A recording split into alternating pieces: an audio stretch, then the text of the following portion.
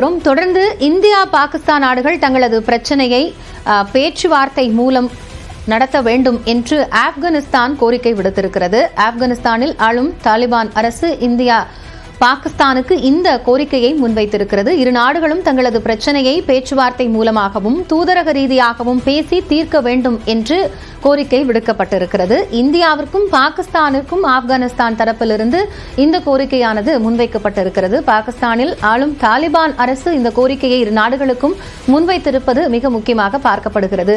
இதுகுறித்த கூடுதல் தகவல்களை டெல்லி செய்தியாளர் சுசித்ராவிடம் கேட்கலாம். சுசித்ரா, இப்போ ஆப்கானிஸ்தானினுடைய கோரிக்கை வெளியாக இருக்கிறது, எப்படி பார்க்கலாம்?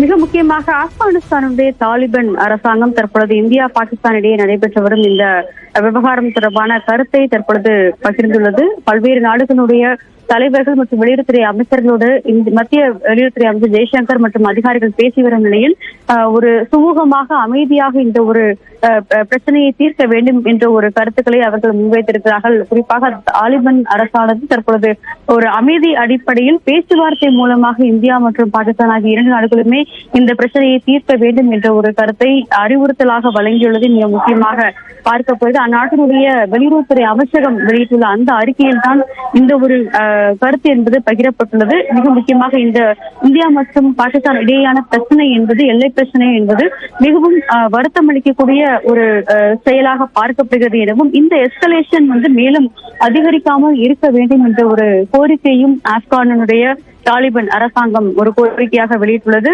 அந்நாட்டினுடைய வெளியுறவுத்துறை அமைச்சகம் வெளியிட்டுள்ள அந்த அறிக்கையில் தான் இரண்டு நாடுகளும் பேச்சுவார்த்தை மூலமாக டிப்ளமசி மூலமாக இந்த ஒரு ராஜாங்க ரீதியில் இந்த ஒரு பிரச்சனைகளை முடிக்க வேண்டும், அதை மேலும் வலுப்படுத்தக்கூடாது என்ற ஒரு கோரிக்கையை தற்பொழுது ஆப்கான் அரசாங்கம் முன்வைத்துள்ளதையும் நம்மால் பார்க்க முடியாது. பல்வேறு நாடுகள் உள் நாடுகள் இந்த விவகாரத்தில் இந்தியாவிற்கு ஆதரவாகவும் பேச்சுவார்த்தை மூலமும் பிரச்சனைகளை தீர்க்க வேண்டும் என்ற ஒரு கோரிக்கைகளையும் அறிவுறுத்தல்களையும் வழங்கி வரும் நிலையில் தற்பொழுது அந்த வகையில் ஆப்கானிஸ்தானுடைய வெளியுறவுத்துறை அமைச்சகம் அதிகாரப்பூர்வ அறிவிப்பை வெளியிட்டுள்ளது மிக முக்கியமாக பார்க்கப்படுகிறது.